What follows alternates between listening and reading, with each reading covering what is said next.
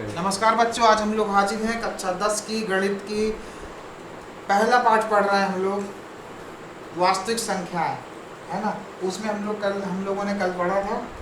आप लोग चैनल को सब्सक्राइब नहीं किए हैं तो चैनल को सब्सक्राइब कर लीजिएगा। पूरा कोर्स कराया जाएगा, एक एक प्रश्न हल किया कराया जाएगा इसमें आपको, और बिल्कुल गारंटी देता हूँ कि 100/100 नंबर लेकर आप लोग आएंगे। ये मेरी तरफ से प्रयास रहेगा, बाकी आपका भी प्रयास लगेगा इसमें। वास्तविक संख्याएं, अंग्रेजी में रियल नंबर।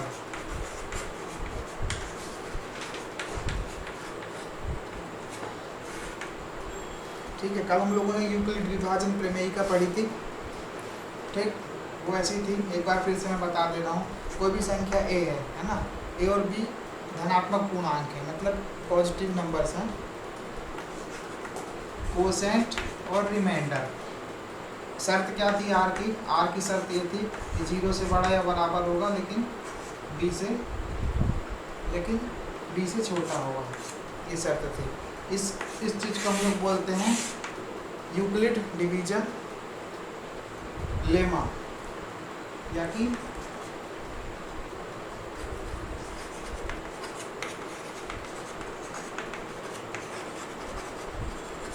हिंदी में यूक्लिड विभाजन प्रमेय। ठीक है, यही है। तो यूक्लिड विभाजन एल्गोरिथम हमने पढ़ी थी। सबसे पहले हम इस रूप से लिखते हैं, बड़ी संख्या। यहाँ पर एक शर्त और थी, ये पहली शर्त। दूसरी शर्त थी ए बड़ा होना चाहिए बी से। तो बड़ी संख्या को यहाँ लिखेंगे, छोटी संख्या लिखेंगे। और एक कोसेंट था हमारा, ठीक है, और ये रिमाइंडर था। अगर जिन लोगों ने वीडियो नहीं देखा है तो लिंक पे जाके पीछे वाला वीडियो देख लें, उसमें बहुत अच्छे समझाया गया है। मेरा ये है कि वीडियो का लंबा हो रहा है तो होने दीजिए, कोई दिक्कत नहीं है।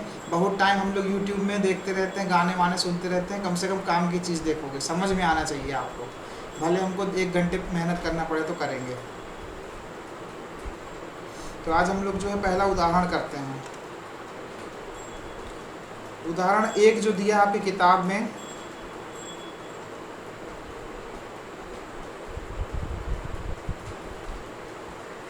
$4052 और 12576 का यूक्लिड विभाजन एल्गोरिथम का प्रयोग करके ज्ञात कीजिए। मैंने कल भी आपको बताया था एल्गोरिथम क्या होता है।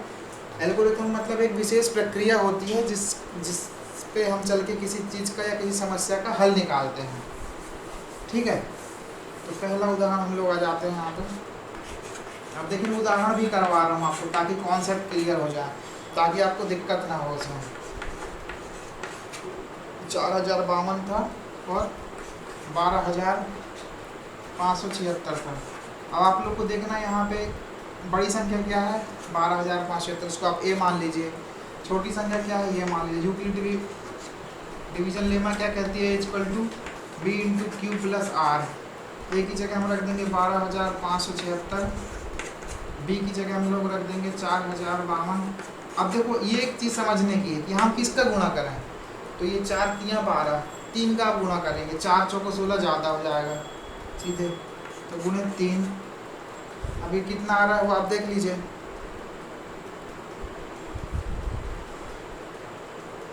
इसमें कितना ऐड करेंगे, क्या कि यहाँ पे आपको ऐड करना पड़ेगा 420। ठीक है, तो ये रिमाइंडर है आर। अगर ये 0 नहीं हुआ है तो आप फिर से नेक्स्ट स्टेप में जाइए। नेक्स्ट स्टेप मतलब ये है, ये जो बी है अब यहाँ पर आ जाएगा बराबर, ये जो रिमाइंडर था अब यहाँ पर लिखा जाएगा। हम इसको किसका गुणा करेंगे?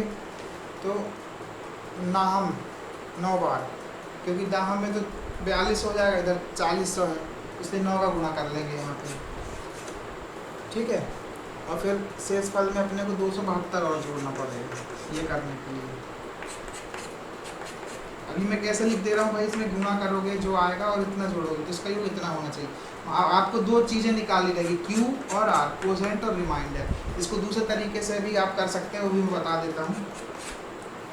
अब अभी भी 0 नहीं हुआ रिमाइंडर, तो फिर आप यहाँ पे आ जाओगे, यहाँ पे लिख दो R not equal to 0, R not equal to 0। Next step यहाँ पे आएगा 420 इक्वल्स टू 272। अब किसका गुणा करेंगे, 2 का करोगे तो 400 हो जाएगा, 400 500, तो ये 1 का गुणा करना पड़ेगा इसमें आपको, और फिर इसमें 148 ऐड करना पड़ेगा।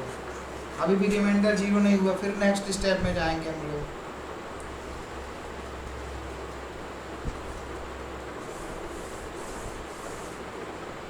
तो यहाँ पे लिखा जाएगा 272 इक्वल्स टू 148 इंटू प्लस, तो 1 का गुणा करेंगे, 2 का करोगे तो ज़्यादा हो जाएगा, है ना। तो ये 148 और इसमें जोड़ना पड़ेगा 124। अभी भी रिमाइंडर 0 नहीं हुआ है। थोड़ा सा सवाल लंबा होगा लेकिन ट्रिकी है। 124 में क्या जोड़ें कि 48 आए, तो भाई आप 24 जोड़िए, फिर ये 124 और यहाँ पर 24। इसमें किसका गुणा करें, इसमें अपन गुणा कर देंगे 5 का, तो 24 पंचे 25 पंचे 125, 24 पंचे 120, फिर बच जाएगा इसमें कितना 4। ठीक है। अब यहाँ पर आएगा 24 इक्वल्स टू, यहाँ पे रिमाइंडर 4, किसका गुणा करें कि 24 है 6 का। अब यहाँ पे रिमाइंडर 0 हो गया। हमको तब तक ये प्रक्रिया चलानी है जब तक r की वैल्यू 0 ना हो जाए। अब देखो आंसर क्या रहेगा, आप पूछोगे तो इसके जस्ट ऊपर वाला 0 के ऊपर क्या लिखा 4, तो इसका जो LCF निकलेगा वो क्या निकलेगा 4, सॉरी HCF जो रहेगा हाईएस्ट कॉमन फैक्टर वो रहेगा 4। इस तरह से हमने पहला जो एग्जाम्पल था वो सॉल्व कर लिया। हाँ जी, अब तो हमारा दूसरा आ गया है।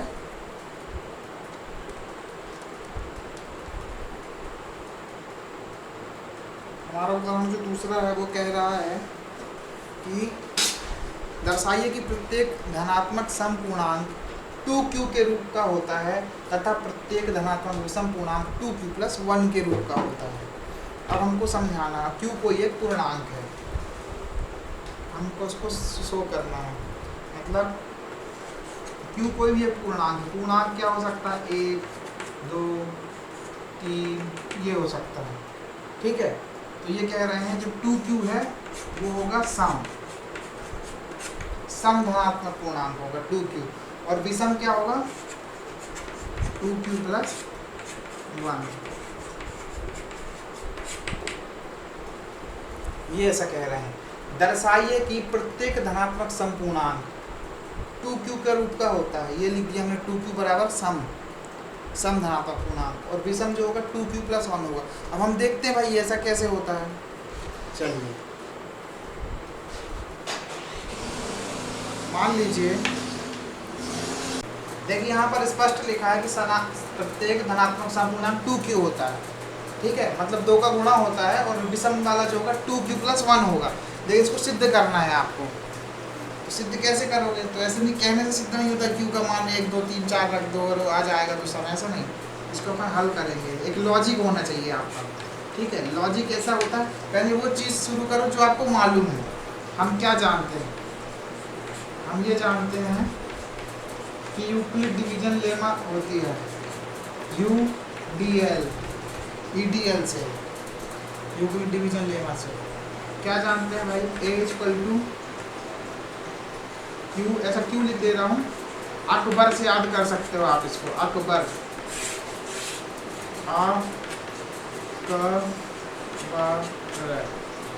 यूक्लिड डिवीजन लेमा आपको याद हो गई। ठीक है, जबकि क्या है, शर्त क्या है, R जो है वो 0 से बड़ी होगी और B से छोटी होगी। ठीक है, इस बात पे कोई शक नहीं है, ये बिल्कुल तथ्य है, प्रमेय है, ये वैसा होता ही है भाई। ठीक है, तो भाजक भागफल वाले भी समझ गए कैसे होता है।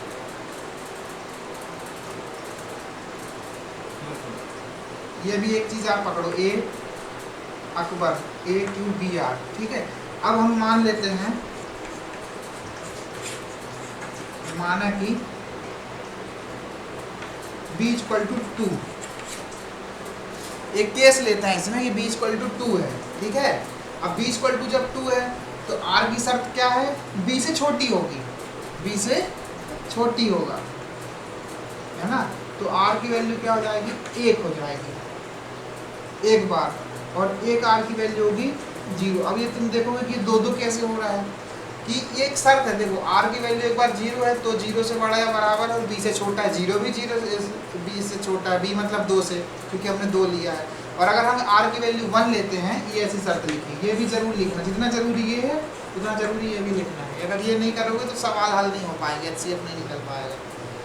यहाँ पर 0 रखने पर भी शर्त सही सिद्ध होती है, 1 रखने पर भी सही सिद्ध होगी। तो मुझे बताओ, अगर हम शर्त यहाँ पे 2 रख दें तो क्या शर्त सही सिद्ध होगी? नहीं होगी, क्योंकि बी का मान 2 है ऑलरेडी। उससे छोटी चीज़ ही आपको रखना पड़ेगा। अब देखो रख दो भाई यहाँ पे a इक्वल टू बी की वैल्यू 2, क्यू की वैल्यू एक धनात्मक सम पूर्णांक है, ठीक है, धनात्मक पूर्णांक है, क्यू कोई भी एक पूर्णांक है, ऐसा लिख दीजिए आप। हाँ, आर की वैल्यू एक बार रखिए 0, ठीक, तो ये क्या मिलेगा? सम संख्या मिलेगी, ठीक है, क्योंकि b क्या है हमारा, 2 क्या है, सम है ना, इसलिए सम संख्या मिलेगी। और एक बार कंडीशन में आप ये रखिए, r की वैल्यू क्या रखिए, 1 रखिए, तो ये इधर क्या कौन सी संख्या मिलेगी? ये सम संख्या मिलेगी।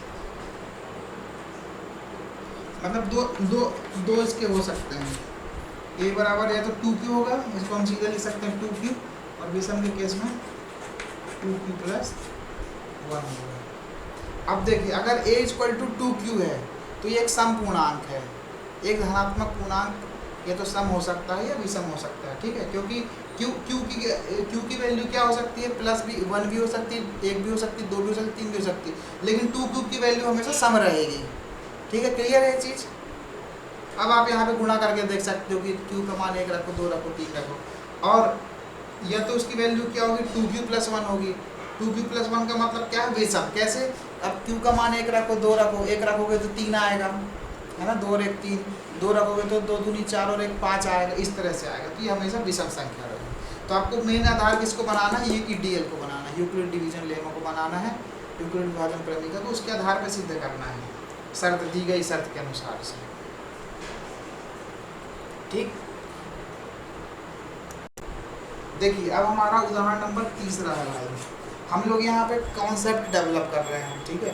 एक बार कॉन्सेप्ट डेवलप होगा तो आप प्रश्नावली आप जैसे दाल भात जैसे हल कर लोगे, ठीक है। अब देखो कैसे, बहुत आसानी से हल कर लोगे, मतलब एक मुहावरा है। अब हल करने का हम फिर से वैसे ही जाएंगे, यूक्लिड डिवीजन लेमा क्या है, हमने पढ़ा है, क्या होता है, a इक्वल टू अकबर, अबकर, ये लिख दिए, और शर्त क्या होती है इसकी भाई, r की वैल्यू है 0 से बड़ी होगी और b से छोटी होगी। अब देखो प्रश्न में ये लिखा हुआ है, आपसे पूछ रहा है 4q प्लस 1 और 4q प्लस 3, ये दोनों क्या होंगे, विषम होंगे। क्या होंगे, विषम होंगे। q क्या है, पूर्णांक है। q पूर्णांक का मतलब क्या होता है, n को क्या दर्शाते हैं, 1 2 3, ये समझ जाया करिए आप लोग नंबर सिस्टम में। अगर पूर्णांक बोला मतलब n की वैल्यू 1 से लेके इन्फिनिटी तक रखनी है, या 1 2 3 4 5 इस तरह से रखना। अब 4q प्लस 3 बोल रहा है, 4q प्लस 1 और 4q प्लस 3 लाना है ना। अब देखो यूक्लिड डिवीजन लेमा आपको मिल गई, ये कहाँ से लिखा हमने, EDL से, यूक्लिड डिवीजन लेमा से, ऐसा आप लिख सकते हो, है ना। बढ़िया से लिखोगे बढ़िया से नंबर मिलेंगे अगर आप इस तरह से जमा के लिखोगे। अब शर्तानुसार हम मान लेते हैं, इसमें रख सकते हैं भाई, b इक्वल टू 4 मान लीजिए, 3 नहीं मानेंगे, 2 भी नहीं मानेंगे, क्योंकि सवाल में आपको 4q सिद्ध करना है, इसलिए मानेंगे 4। तो क्या हो जाएगा, इसको समीकरण 1 बना लीजिए, ऐसा लिख दीजिए समीकरण number 1, a equal to b की वैल्यू 4q प्लस r। अब r की वैल्यू देखना क्या हो सकती है, इस शर्त को अगर b की वैल्यू 4 है, ठीक है, b की वैल्यू क्या है, 4 है, तो r की जगह क्या हो सकता है, 0 हो सकता है। क्यों 0 हो सकता है, क्योंकि ये शर्त सिद्ध होती है, अगर r की वैल्यू 0, यहाँ r की वैल्यू हमने एक बार 0 ले ली, मतलब 0 से बड़ा रहे और 4 से छोटा रहे। r की वैल्यू और क्या फिट हो सकती है, 1 फिट हो सकती है। एक शर्त है कि 1 0 से बड़ा रहे या बराबर रहे, क्योंकि 1 बड़ा है 0 से और 4 से छोटा, r इक्वल टू 1 भी हो सकता है, r इक्वल टू 2 भी हो सकता है, क्यों, 4 से छोटा है और 0 से बड़ा है। r इक्वल टू 3 भी हो सकता है, क्यों, क्योंकि 4 से छोटा और 0 से बड़ा। लेकिन r इक्वल टू 4 नहीं हो सकता, क्यों नहीं हो सकता, क्योंकि शर्त है ना, आर की वैल्यू 4 से कम रहनी चाहिए, बराबर नहीं रहनी चाहिए। बराबर नहीं लगा, बराबर इधर लगा, ध्यान से देखो, ये ध्यान से देखो, ठीक है ना। तो हाँ, इसकी वैल्यू क्या क्या हो जाएंगी, 4q प्लस 0 भी हो सकती है एक वैल्यू, एक 4q प्लस 1 भी हो सकती है। मैं अलग अलग आर के मान रख रहा हूँ। एक वैल्यू हो सकती है 4q प्लस 2, है ना, और एक वैल्यू हो सकती है 4q प्लस 3। ठीक, अब हमको दिया है, क्या दिया है, q एक पूर्णांक है। पूर्णांक मतलब 1 2 3 4 वैल्यू रखना है उसकी। तो इन चारों में से कौन, अगर तुम 4 रखते हो, 4q रखते हो, अब इसको और सरल करके आप लिख लो, सरल करके लिख लो। कैसे, 4q एक ऑप्शन है आपके पास, दूसरा ऑप्शन है 4q प्लस 1, तीसरा ऑप्शन है 4q प्लस 2, और चौथा ऑप्शन है 4q प्लस 3। ये भी लिख दो। जहाँ जहाँ हम अपने से नहीं लिख रहे, सवाल में ही तो दिया है, प्रश्न में ही आपसे पूछा ना, जहाँ q इक्वल टू एक पूर्णांक है, क्या है, एक पूर्णांक है, n है, मतलब पूर्णांक, इतना तो दिया है। अब वो बोल रहे हैं हमसे सिद्ध करने को, बोल रहा है कि 4q प्लस 1 और 4q प्लस 3 एक विषम है। अब देखते भाई समय की दिशा में, रुक जाओ जरा, ठहरो जरा, अभी देख लेते हैं क्या है समय की दिशा में। एक ऑप्शन है 4q, दूसरा ऑप्शन है 4q प्लस 1। खूब अच्छे समझेंगे एक एक सवाल, कोई जल्दीबाजी नहीं है। 4q plus 2, 4q plus 3,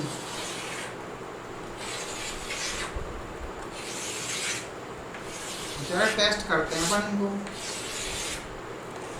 q बराबर 1 रखो, सब में रखो q बराबर 1, तो 4 गुणा 1 कितना हो जाएगा, 4 गुणा 1 बराबर हो जाएगा 4। ठीक, ये तो हो गया सम, ये तो हो गया कैंसल। ठीक, 4q प्लस 1, 4 गुणा 1 धन 1, ये हो गया 5, ये हो गया विषम।